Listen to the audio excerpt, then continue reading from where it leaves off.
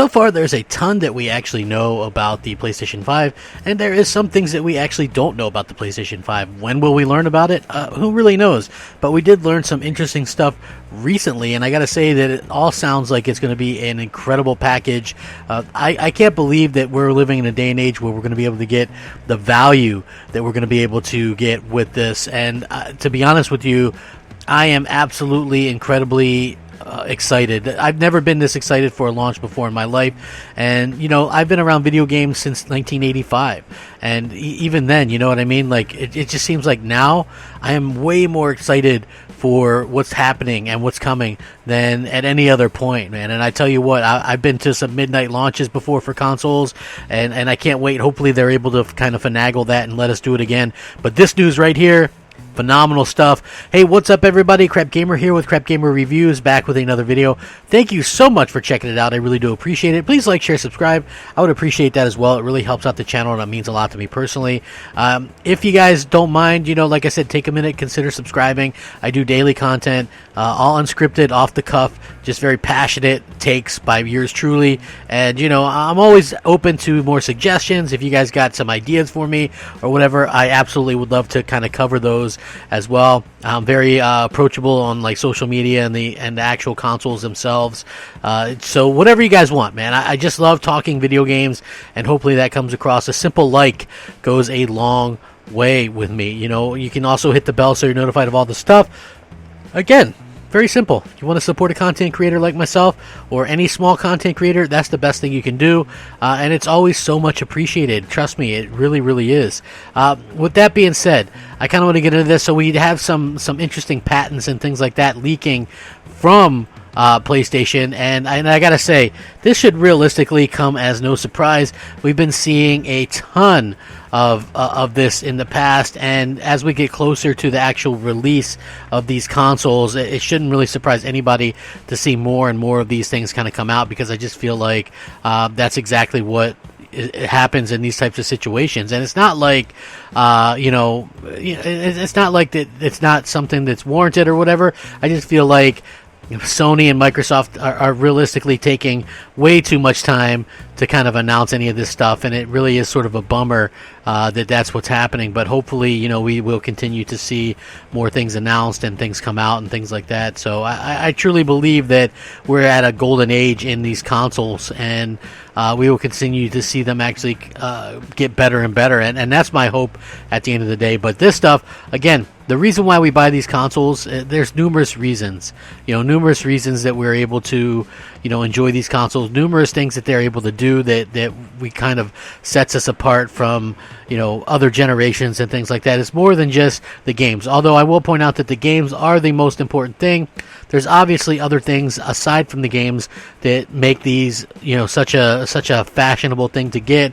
You know, I'm not going to say they're up there with the importance of phones, because literally people, their whole lives are around the phone.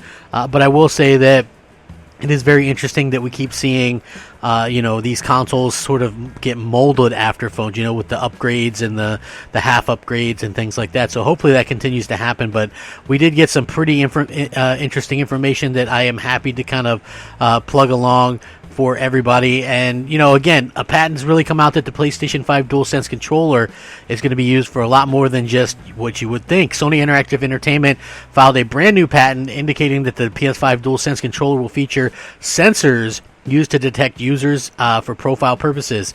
The new PS5 DualSense patent and tech detailed is right here. I am going to link that right in the description below. You can peruse that at your own particular leisure and kind of let me know what you think about it. If you're new to the channel, I link everything in the description below if I can, unless it's something that somebody has trusted me not to talk about. In that case, then I won't talk about it, but I do try to link everything that I can. With that being said, separate from its portable device that looks similar to the PlayStation Vita, which sits alongside a keyboard and mouse and other previously confirmed PS5 peripherals, it's unknown what this could actually mean, though, you know, it is something that's very interesting. Sony really hasn't said anything about the sensors for the DualSense 5 or the DualSense controller on the PS5 in relation to this, but these things do happen to get filed a lot, and sometimes they're nothing, and sometimes there are something. We'll really have to kind of see what it really means. Published on August 20th, indicates DualSense PS5 controller sensors for detecting users for profiles, interestingly and separately from DualSense. A Vita type portable console is shown as well, and keyboard and mouse alongside other known peripherals, camera, PSVR, remote headset, and more. The DualSense controller obviously has a ton of advantages over its predecessors, including the haptic feedback and the adaptive triggers as well. In addition, it also adds a create button, which replaces the share function, which is something that I'm really looking forward to sort of getting into. But we hear all the developers talking about the interesting things that you're able to do with the DualSense controller, and again, I think that it's realistically probably one of the biggest upgrades we're getting as far as we're able to sort of discern and concern. So even with something like Ratchet and Clank Rift Apart, it has a different feeling for each weapon, and to be honest with you, the fact that you're able to do that is absolutely phenomenal. We're also seeing like third parties take full advantage of what the DualShock or the DualSense can do, which I think is something that's realistically going to be more immersive for gamers. It's going to be more immersive for all of us, and just going forward, I can't wait to see what these things kind of produce and the feelings and things like that we're going to be able to get. So even if you guys missed it, the opening night of Gamescom, a new video was released and it showcased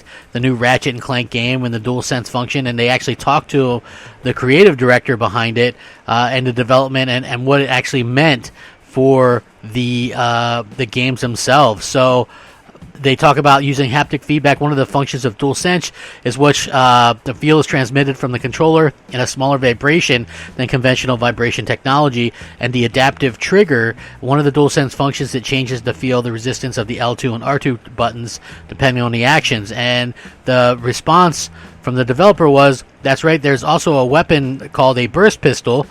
With the burst pistol, you can shoot with a slow movement, but you can aim accurately in two types of shooting that increased accuracy by sacrificing accuracy. Also, with the adaptive buttons, you can clearly see in which mode you're currently attacking. So it seems that there's like two different types as well, throwing a bomb far away and throwing them up close with one of them. And they use those adaptive haptics on the bomb, of course. He says, I thought about introducing it and testing it out, but basically the method for throwing, which is used in normal first-person shooters and third-person shooters, was easier to play. The sense of play is the same as preparing to throw in advance and aiming and throwing. Rather, as for the bombs, you can feel the haptic feedback. For example, when you throw it, it feels like you're moving away from yourself, or the bomb has a unique feel when it explodes. It really conveys the worlds that you play in, and you're going to definitely feel the difference. So developers, big, small, everybody in between, is talking about these amazing things that you could do with the PlayStation DualSense controller. And we keep seeing more and more just how absolutely stunning this has been for everybody.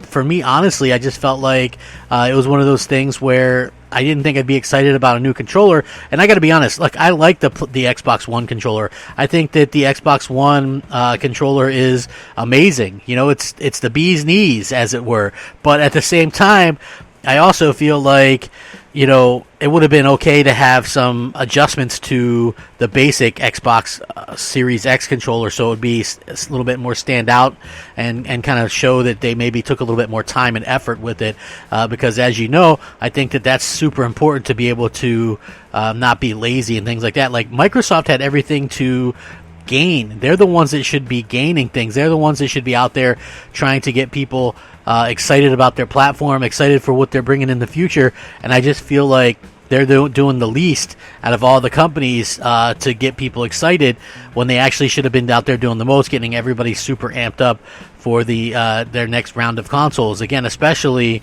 if if it's one of those things where we can see, obviously, they're not going to have anything ready for launch in terms of a AAA game, and they're just kind of, this entire year has been a sort of a letdown in terms of AAA stuff. So anyway, I would absolutely love everybody's opinions on this. What do you guys think about the DualSense? Are you on board with it, what it's able to do now, or do you feel indifferently about it? Do you wish that you'd be able to use the DualShock 4? Or are you actually liking the fact that developers are fully taking advantage of this thing, and it looks like we're going to be more immersed than ever with this console and the controls? I feel like, personally, It was awesome that that Microsoft was able to, or excuse me, Sony was able to accomplish all this stuff, despite the fact that they're leading by such a large margin, and by all intents and purposes, it looks like they're going to be leading into next generation and win next generation as well. It's like, you hate to call it too early, but I can't imagine the type of gamer who looks at what Microsoft is offering at launch and going, I'm going to get that over the PlayStation 5. I just really feel like the PlayStation 5 is going to be where most people are going, and we're going to see an even larger gulf than we have this generation between PlayStation and Xbox. So unfortunately, I was hoping for a little bit better and closer time, but things don't always happen that way. So unfortunately, it doesn't look like that's going to happen. Microsoft didn't have the games ready in time, and therefore it doesn't look like they're going to be able to really compete right out of the gate. So I would love your guys' thoughts and opinions on this. Please take the time out to consider subscribing. Hit the like button, share it out, all that kind of great stuff. I am Crapgamer. This has been Crapgamer Reviews. Thank you so much for taking time out of your busy schedules to watch one of my videos. Please stay safe, happy, and healthy. Rack 'em up, my friends. Game on. Game on. Crapgamer out. Unscripted.